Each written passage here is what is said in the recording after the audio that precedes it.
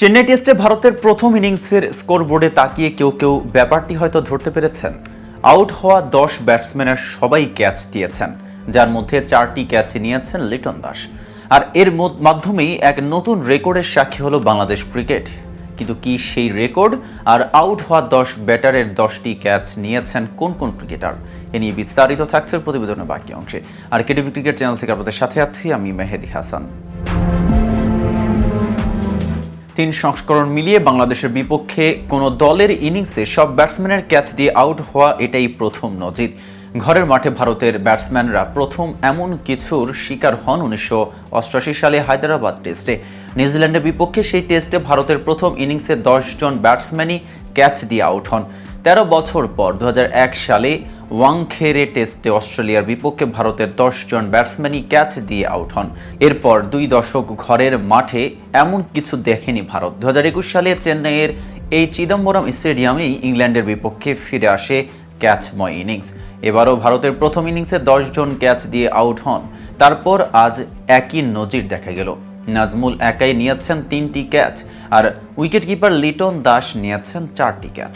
3 সংস্করণ মিলিয়ে বাংলাদেশ একবারই এমন ঘটনার শিকার হয়েছে, সেটি অবশ্য এই টেস্ট সংস্করণেই। 2021 সালে মিরপুরে ওয়েস্ট ইন্ডিজের বিপক্ষে ক্যাচ দিয়ে আউট হয়েছিলেন বাংলাদেশের 10 ব্যাটসম্যানই।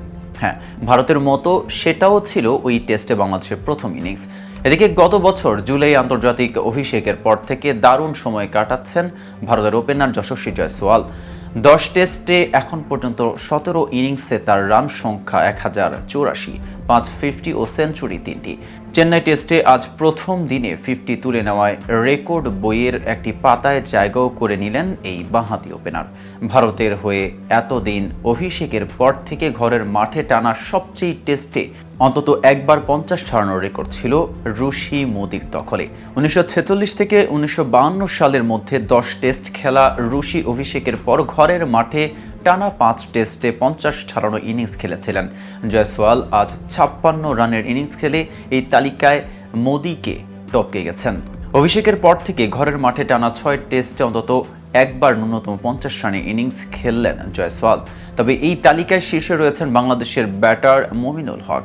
অভিষেকের পর থেকে ঘরের মাঠে টানা 9 টেস্টে অন্তত একবার 50 ছাড়ানোর রেকর্ড মমিনুলের। 2013 সালের মার্চে গলে শ্রীলঙ্কার বিপক্ষে তার টেস্ট অভিষেক। সে বছর অক্টোবরে মমিনুল ঘরের মাঠে প্রথম টেস্ট খেলেন চট্টগ্রাম নিউজিল্যান্ডের বিপক্ষে। সেই টেস্টের পর ঘরের মাঠে আরও টানা 8 টেস্টে যে কোনো একটি ইনিংসে ন্যূনতম 50 রানের ইনিংস খেলেছিলেন মমিনুল। তো ভিউয়ার্স, ভিডিওটি সম্পর্কে আপনাদের কোনো মতামত থাকলে জানতে পারেন কমেন্ট বক্সে। সাথে নিয়মিত ক্রিকেট আপডেট পেতে কেটিভি ক্রিকেটের সাথেই থাকুন।